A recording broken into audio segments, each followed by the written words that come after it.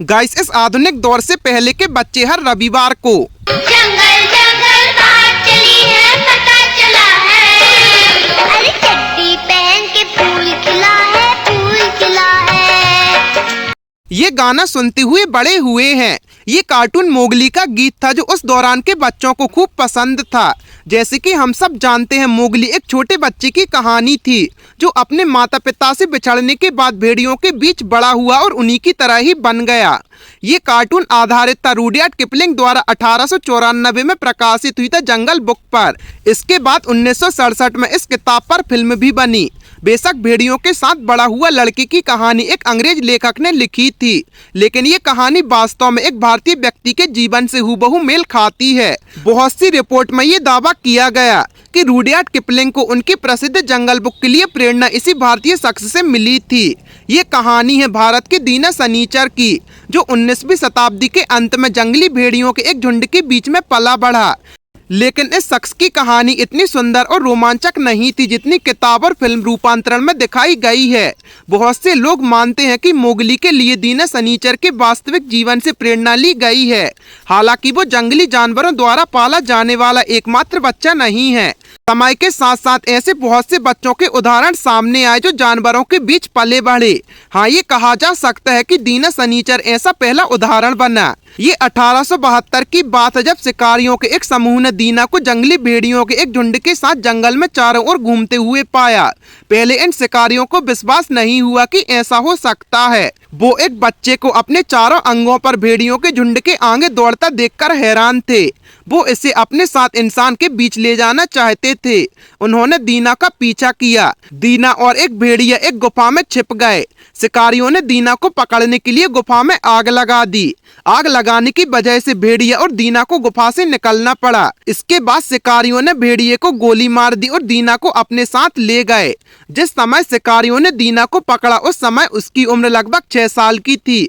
पकड़े जाने के बाद उसे आगरा के एक अनाथालय में ले जाया गया, जहां उसे साफ सुथरा करने के बाद पवित्र करने के लिए खास स्नान कराया गया। यहाँ उसे नाम मिला दीना सनीचर। सनीचर नाम शनिवार दिन से लिया गया था क्योंकि इसी दिन वो पकड़ा गया था। बहुत कम IQ होने के कारण दीना को इंसानी आदत डालने में बहुत परेशानी हुई। अनाथालय के कर्मचारियों के तमाम प्रयासों के बावजूद दीना कभी भी बोलना या लिखना नहीं सीख पाया। आखिरकार उसने 2 पैरों पर चलना सीख लिया था, लेकिन उसे कपड़ा पहनना पसंद नहीं था। शुरुआत में सनीचर ने पका हुआ खाना खाने से मना कर दिया क्योंकि उसे जानवरों की तरह कच्चा मांस खाने की आदत थी। यही वजह थी कि उसके दांत घिस गए थे।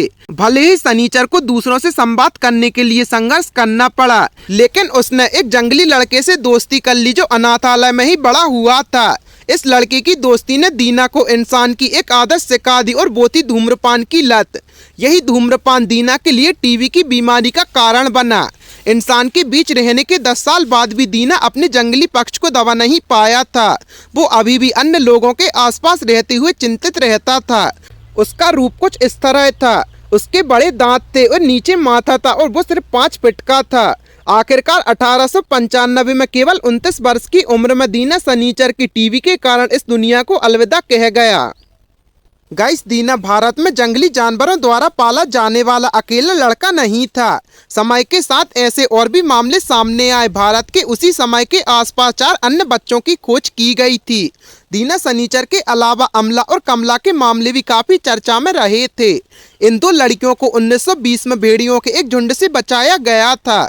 ये लड़कियां भी 4 अंगों पर चलती थीं। इसके अलावा ये केवल कच्चा मांस खाती और भेड़ियों की तरह चांद की तरफ देखकर चिल्लाती थीं। जंगली जानवरों द्वारा उठाए गए जंगली बच्चों की कहानियों के लिए लेखक को प्रेरित किया है। इनमें से सबसे प्रसिद्ध रुडयार्ड किपलिंग हुए। जंगली लड़कों के मिलने के 20 साल बाद किपलिंग ने 1894 में द जंगल बुक लिखी। कहा जाता है कि इस किताब का मुख्य पात्र मोगली सनीचर की कहानी से प्रेरित था। मोगली के विपरीत दीना को उसकी इच्छा के विरुद्ध समाज में वापस लाया गया था। वहीं मोगली ने स्वेच्छा से जंगल छोड़ दिया था। अफसोस की बात है कि भले ही लोगों ने दीना को वापस समाज में लाने की कोशिश की, लेकिन अपने जीवन के पहले 6 साल भेड़ियों के बीच बिताकर वो पूरी तरह बदल चुका था। यही वजह रही कि लोगों के प्रयास के बावजूद दीना कभी भी मानव समाज के अनुकूल नहीं हो पाया। गाइस, आपको दीना सनीचर द मोगली के बारे में जानकर कैसा लगा हमें कमेंट सेक्शन में जरूर बताएं और ऐसे ही अमेजिंग फैक्ट्स के लिए अपने चैनल को सब्सक्राइब करें।